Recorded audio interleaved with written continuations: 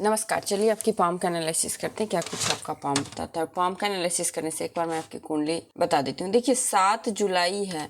7 number जो होता है ना, काफ़ी आध्यात्मिक नंबर बोला जाता है। और ऐसे जातक जो होते हैं ना, ये भगवान के जो है ना बच्चे होते हैं, क्योंकि 7 नंबर जो है ना, ये केतु के द्वारा रिप्रेजेंट होता है। बहुत ही ज़्यादा भाग्यशाली नंबर है ये न्यूमरोलॉजी के अकॉर्डिंग, क्योंकि 7 है ना। 7 जुलाई 1974। जब इन तीनों को हम ऐड करेंगे तो नंबर 8 आएगा, जो कि शनि का नंबर है। एक तो केतु का नंबर है, जो कि आपका व्यक्तित्व बताता है। काफ़ी रहस्यमयी जातक होते हैं ऐसे जातक। बहुत ही पूजा पाठ करने वाले, आध्यात्मिक होते हैं और इनोसेंट होते हैं, सच्चे होते हैं। ये सब गुण हैं आपके। और जब हम इन तीनों नंबर को ऐड करेंगे तो नंबर 8 आएगा, जो कि शनि के द्वारा रिप्रेजेंट होता है। शनि नंबर जो कि आपके करियर के लिए थोड़ा स्लो करता है। शनि जो है ना, हमेशा अच्छा फल नहीं देता है, ये कभी कभी निगेटिव फल भी देता है करियर को लेके। लेकिन हाँ, पैसा बहुत देता है। गुप्त चीजों से रिलेटेड कोई काम करते हैं तो उसमें सक्सेस मिलता है। बहुत बड़े आध्यात्मिक धार्मिक गुरु बनाता है, तो धर्म के क्षेत्र में भी सही करता है, लेकिन कर्म प्रधान होता है। ठीक है। जब हम कुंडली को देखते हैं तो वृष लगन की कुंडली है, मकर राशि है, श्रावण नक्षत्र में जन्म लिए हैं, तृतीया तिथि है। अब देखिए वृष लगन है ना, तो वृष लगन, देखिए वृष लगन क्या होता है, ये बहुत स्थिर राशि बोला गया। वृष लगन वाले जातक जो होते हैं काफी स्थिर होते हैं। और यहाँ पे लग्नेश हम पहले देखेंगे कि लग्नेश और षष्ठेश यहाँ पे शुक्र बन रहे हैं। शुक्र खुद के राशि में बैठे हुए हैं, यहाँ पे बहुत अच्छा फल दे रहे हैं। देखिए ये मालव्य योग बनाता है। मालव्य योग का कहने का मतलब बहुत ही ज्यादा धन दौलत पैसे हर एक चीज रहता है जातक के लाइफ में। और केतु साथ में है तो थोड़ा सा यहाँ दिक्कत है। केतु के रहने से, शुक्र में केतु रहने से ये दिक्कत, थोड़ा सा स्किन से रिलेटेड प्रॉब्लम दे देता है। लेकिन शुक्र यहाँ पे बहुत अच्छा फल देता है। लग्जरी लाइफ रहता है, कंफर्टेबल लाइफ रहता है, कहीं किसी चीज का कोई कमी नहीं रहता है। और ये जो है ना 6 हाउस, ये है सेवा का घर, ये नौकरी का घर है, ये ऋण का है, ये रिपू का है, ये कर्ज का है, ये शत्रु का है, रोग रिपू ऋण का है। तो ये सारे जो है ना केंद्र में आके बैठे हुए, तो ये फल अच्छा देते हैं। ये सारी चीजें से आपको परेशानी नहीं आएगी। और लाइफ टाइम ऐसे जातक जॉब वगैरह किसी प्रकार से सेवा करते हैं। जॉब करना, नौकरी करना एक तरह से सेवा करना ही होता है। सेकंड हाउस में 3 नंबर है और 5th हाउस में 6 नंबर है। इन दोनों के स्वामी बुध बन रहे हैं और बुध स्वयं के राशि में यहाँ पे बैठ गए हैं, मतलब सेकंड हाउस में। तो धन की कोई कमी नहीं है। सूर्य शनि की युति थोड़ा सा दिक्कत वाली है, बाकी सूर्य बुध बुधादित्य योग बना रहा है, बहुत बढ़िया है यहाँ पे बुधादित्य योग। और शनि बैठा हुआ है, शनि अच्छा फल देगा। धन बहुत ही ज्यादा रहता है आप लोगों के पास, धन की कोई कमी नहीं रहती है। और बच्चे का सुख, बच्चे के आने के बाद सुख होना, इस चीज को दिखा रहा है। 3rd हाउस में 4 नंबर है, तो इसके स्वामी चंद्रमा बन रहे हैं। चंद्रमा आपके भाग्य भाव में बैठे हुए हैं और नीच का मंगल है, लेकिन उच्च की दृष्टि है, तो ये नीच भंग हो जाता है। ठीक है। तो ये जो मंगल का निगेटिव प्रभाव है ना, वो भंग हो गया है। तो चंद्र मंगल की युति, माता, कहीं ना कहीं आप पिछले जन्म में माता का बहुत ही ज्यादा सेवा किए हैं, इसलिए इस जन्म में आपको माँ का सुख बहुत अच्छा मिलेगा। भाग्य का सुख बहुत अच्छा मिलता है ऐसे जातक को, तो भाग्यशाली होते हैं। 4th नंबर में 5 नंबर है, इसके स्वामी सूर्य अगेन धन भाव में बैठे हुए हैं। तो अपने मातृभूमि से, अपने माता से बहुत ही ज्यादा अटैचमेंट होता है ऐसे जातक को, और बहुत ही अच्छा धन भी मिलता है, घर का सुख भी बहुत अच्छा मिलता है। अब आइए 7th हाउस। 7th हाउस में राहु बैठ गया है। 7th हाउस में राहु दाम्पत्य जीवन को खराब करता है, शादीशुदा जिंदगी को खराब करता है। और 12th हाउस में 1 नंबर, इन दोनों के स्वामी मंगल आपके नीच के जरूर हो गए, लेकिन नीच भंग हो गया है, तो यहाँ पे दाम्पत्य जीवन सही कर देता है। लेकिन राहु बैठा है तो राहु तो गलत, थोड़ा सा निगेटिव करता ही है। उसके बाद 8th हाउस और 11th हाउस, इन दोनों के स्वामी गुरु बन रहे हैं। गुरु देखिए, गुरु अगर 10th हाउस में कर्म स्थान में गुरु बैठते हैं तो ऐसे जातक नेकी बहुत करते हैं, बहुत दान देने वाले होते हैं, बहुत ज्यादा लोगों पे दया आता है। और आप लोग नेकी करते हैं, लेकिन आप लोग भला लोगों का बहुत करते हैं, लेकिन वो भला जो करते हैं ना, उसका महत्व नहीं सामने वाले को पता होता है। और कई बार क्या होता है ना, उसका कोई वैल्यू ही नहीं होता है। तो ये थोड़ा है, लेकिन बाकी सब तो बहुत बढ़िया है, कहीं कोई दिक्कत नहीं है। इस सर्च के क्षेत्र में, गुप्त विद्याओं के क्षेत्र में बहुत ज्यादा जाते हैं। ओकल्ट, तंत्र मंत्र, इन सभी चीजों में अपना कर्म का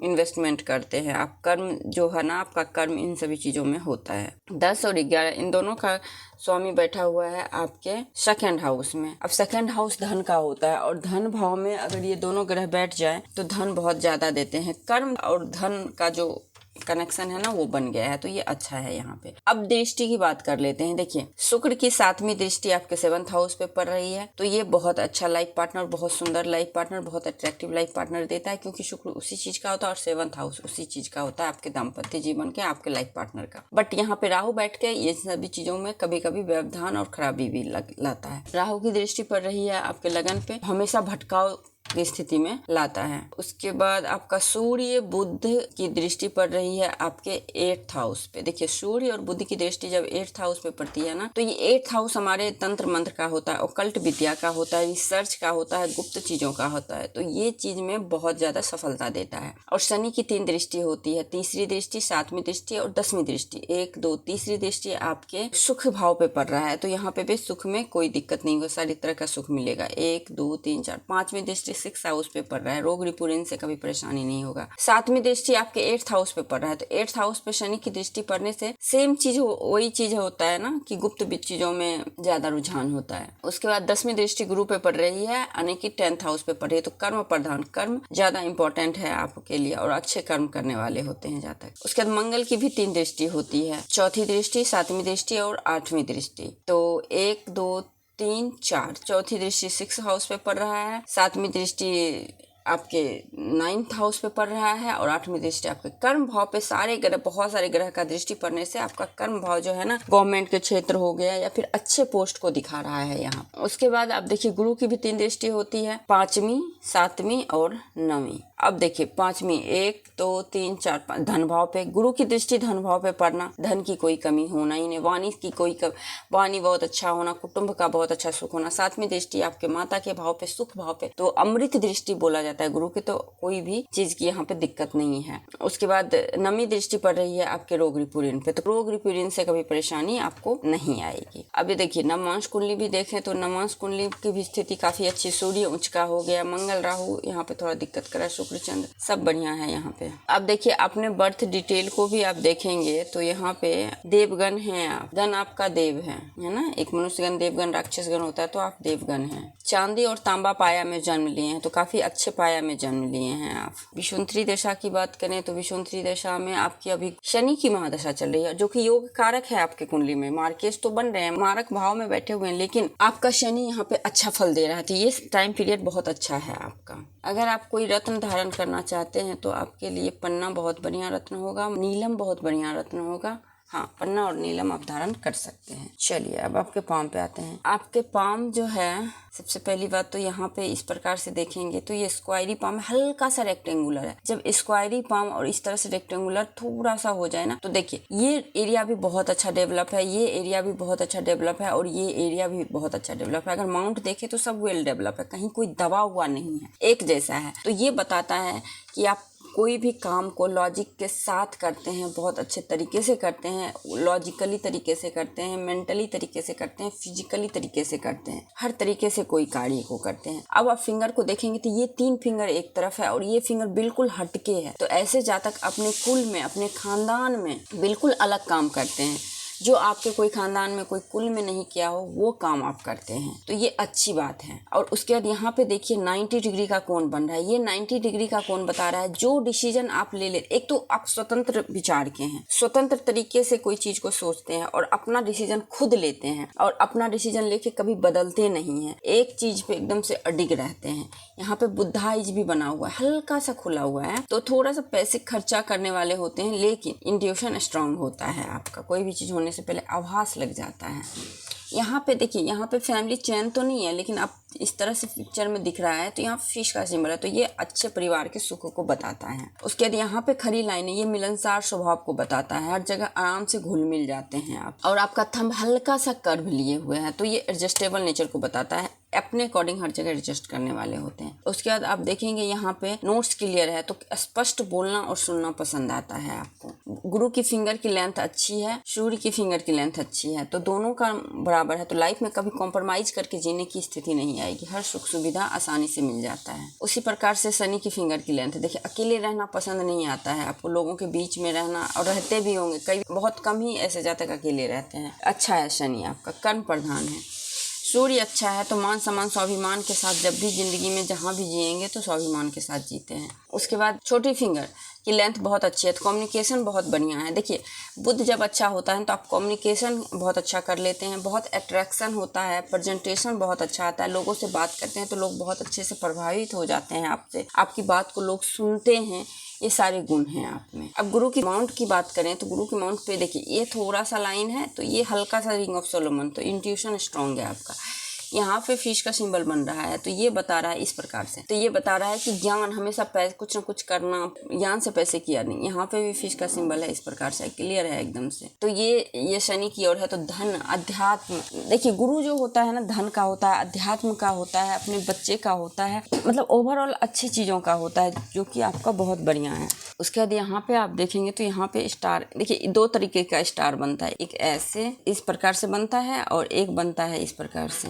तो आपका यहाँ पे स्टार ग्रुप पे इस तरह का बना हुआ है। तो लाइफ में जो है ना, ऐसे जातक बहुत अच्छा आध्यात्मिक क्षेत्र में, धार्मिक क्षेत्र में बहुत अच्छा कार्य करते हैं। ये देखिए यहाँ पे बिल्कुल उसी प्रकार से स्टार बना हुआ है, और यहीं पे इस तरह से स्टार में ही ट्रायंगल है, स्क्वायर है, सब कुछ है। अपना घर बनाना, समाज के लिए कुछ करना, समाज में कुछ करना, ये आपका नेचर है, ये आप करते हैं। उसके बाद ऑफ सूट निकला है, तो लाइफ में हमेशा आगे बढ़ना, आगे ही बढ़ते, तरक्की का मार्ग हमेशा रहता है। उसके बाद यहाँ पे त्रिशूल का साइन है। देखिए जब भी त्रिशूल का साइन शनि के माउंट पे बनता है ना, तो ओल्ड एज में यानी कि 50 के बाद आप बहुत दानी बन जाते हैं। पैसा तो रहता है, लेकिन बहुत लोगों को हेल्प करना, हेल्पिंग नेचर हो जाता है, और पैसे की तो कहीं कोई कमी होती ही नहीं है। ये धन का होता है, तो जैसे जैसे आपका एज बढ़ेगा वैसे वैसे आपकी धन पर्याप्त मात्रा में आपकी लाइफ में आते रहेगी। तो ये चीज है। उसके बाद आपका सूर्य पे देखिए, यहाँ से ही ये रेखा, इतना ज्यादा सूर्य स्ट्रांग है। जब सूर्य इतना ज्यादा स्ट्रांग हो जाता है, कम उम्र में ही सरकारी नौकरी, सरकार से हेल्प, पिता से हेल्प को मिलता है, और अच्छे लेवल पे मिलता है। यहाँ पे भी एक फिश का सिंबल है इस प्रकार से, तो ये मल्टी मिलीनियर साइन है, करोड़पति लोग होते हैं ऐसे। देखिए इस प्रकार से भी लाइन गया हुआ है उठ के, तो ये भी करोड़पति ही बनने का योग है। और यहाँ पे आप देखेंगे इस प्रकार से ना, इस प्रकार से बना हुआ है, पंखुड़ी टाइप का है, तो ये धन का ही सिंबल होता है। और सूर्य से बुध पे जाना लाइन, और इस तरह से यहाँ पे भी सिंबल बनना। देखिए आपके कुंडली में भी बुधादित्य योग है और आपके हाथ में भी बुधादित्य योग है। तो वाणी अच्छा होना, प्रेजेंटेशन अच्छा होना, बिजनेस अच्छा होना, चाहे जो भी कार्य करना वहाँ पे अच्छा काम करना। यहाँ पे बहुत सारे लाइन है, ये हीलिंग क्वालिटी को बताता है। तो आपके अंदर बहुत ज्यादा हीलिंग क्वालिटी है, लोगों का दुख दूर बहुत आसानी से करते हैं, बहुत ज्यादा करते हैं। यहाँ पे इस तरह से स्क्वायर का साइन होना, तो वाणी बहुत अच्छा होना, पैसे अच्छा होना, बुद्धि बहुत अच्छा होना, इंटेलिजेंस बहुत अच्छा होना, बाहरी मंगल स्ट्रांग है, अंदरूनी मंगल। देखिए ये एंजल लाइन जिसको हम लोग बोलते हैं, गार्डन एंजल लाइन, ईश्वरीय कृपा। देखिए जब ये लाइन होता है ना, तो जातक के लाइफ में कितनी भी बड़ी मुसीबत आए तो आसानी से इस मुसीबत से आप आगे निकल जाते हैं। लेकिन ये उम्र 35 साल में आपको बहुत बड़ा प्रॉब्लम आया होगा, 22 साल में प्रॉब्लम आया होगा, 45 साल में प्रॉब्लम आया होगा, तो इस तरह से प्रॉब्लम दिख रहा है, लेकिन हर प्रॉब्लम से निकलने के बाद आपका अच्छा ही कुछ हुआ होगा। ठीक है। उसके बाद ये मल्टीपल यात्रा भी, दूर देश का भी यात्रा करेंगे, यूरोपियन कंट्री का भी यात्रा कर सकते हैं। यहाँ पे भी इस तरह से लाइन है, तो चंद्रमा यहाँ पे अच्छा है, मन अच्छा है, डिसीजन अच्छा लेते हैं, चंद्रमा अच्छा है, केतु भी अच्छा है। अब देखिए इस पर मल्टीपल लाइन है, अगर शुक्र पे इस तरह से मल्टीपल लाइन हो जाए, शुक्र पे लाइफ में शुक्र होता है आपके घर का, आपके परिवार का, आपकी पत्नी का, तो इन सभी का सुख में कभी कमी नहीं आता है, जातक बहुत अच्छा सुख होता है। उसके बाद हार्ट लाइन, देखिए हार्ट लाइन क्या है ना, आपका यहाँ तक है, शनि तक है, लेकिन यहाँ से शाखा निकला हुआ है ना इस तरह से, तो ये शाखा बताता है कि आपको कभी भी हृदय से रिलेटेड कोई दिक्कत नहीं होगा, इमोशनली कोई प्रॉब्लम नहीं होगा, बहुत अच्छा रहेगा। हार्ट लाइन आपका काफी अच्छा है। मनी माइंडेड थोड़ा होते हैं, प्रैक्टिकल होते हैं, बाकी सब ठीक है। लाइफ लाइन और माइंड लाइन दोनों मिला हुआ है, फैमिली ओरिएंटेड है, बहुत ही माता पिता परिवार को लेके चलने वाले, साथ चलने वाले। और माइंड लाइन आपका बहुत अच्छा है, कहीं कोई दिक्कत नहीं, हर जगह ट्राइंगल बना हुआ है माइंड लाइन पे, यहाँ पे भी ट्राइंगल बना हुआ है, यहाँ पे भी ट्राइंगल बना हुआ है, हर जगह से ऑफशूट। तो माइंड जो हमेशा ऊपर की ओर सोचता है कि अच्छा हो कुछ। यहाँ पे मिस्टीरियस क्रॉस है, मिस्टीरियस क्रॉस ऐसे जातक रहस्यमयी होते हैं और ओकल्ट में, गुप्त विद्याओं में बहुत रुझान होता है और सीखते भी हैं, करते भी हैं। उसके बाद एम का साइन है, एम का साइन बताता है जो भी जिस प्रकार की इच्छाएं मनोकामनाएं होती सब लाइफ में पूर्ण हो जाती है, एम का साइन भी है। उसके बाद आपका माइंड लाइन कहीं कोई दिक्कत नहीं है। देखिए यहाँ पे आपका ना, यहाँ पे ट्राइंगल, मनी ट्राइंगल भी बना हुआ है, और उसके बाद फिर यहाँ पे भी द ट्राइंगल भी बना हुआ है इस प्रकार से। तो ये बताता है इनकम से ज्यादा खर्चे रहते हैं, आपके खर्चे बहुत ज्यादा होते हैं, और इस तरह से ऑफ सूट निकलना बताता है। देखिए इस प्रकार से ऑफ सूट निकल रहा है। तो ये सब अपने आप सब चीज को व्यक्ति बनाता है लाइफ में। लाइफ लाइन देखिए, लाइफ लाइन एकदम से इस तरह से है, स्ट्रेट है, अपने बर्थ प्लेस के आसपास ही जहाँ तक रहते हैं, कहीं कोई दिक्कत। ऑफ सूट निकला हुआ देखिए, तो लाइफ लाइन से हर जगह ऑफ सूट निकला हुआ। ये ऑफ सूट बताता है लाइफ में हमेशा जहाँ तक तरक्की ही तरक्की करते हैं। भाग्य रेखा चंद्र से आया है, तो शादी के बाद तरक्की होना हमेशा लाइफ में। देखिए 2 भाग्य रेखा, 3 भाग्य रेखा, ये सब बुद्धादित्य योग, इतने सारे जो शुभ, जितने भी शुभ साइन हैं सारे आपके हाथ में। देखिए मैं एक एक करके आपको काउंट करवाती हूँ। सबसे पहले गुरु पे रिंग ऑफ सोलोमन, एक बहुत ज़्यादा शुभ साइन। बुद्धा आइज थोड़ी सी हटी हुई है, ये भी शुभ साइन। यहाँ पे त्रिशूल का साइन शुभ साइन। यहाँ पे वी का सिंबल, ये भी शुभ साइन। उसके बाद यहाँ पे मिस्टीरियस क्रॉस शुभ साइन। एम का साइन शुभ साइन। गार्डन एंजल लाइन शुभ साइन है आपका।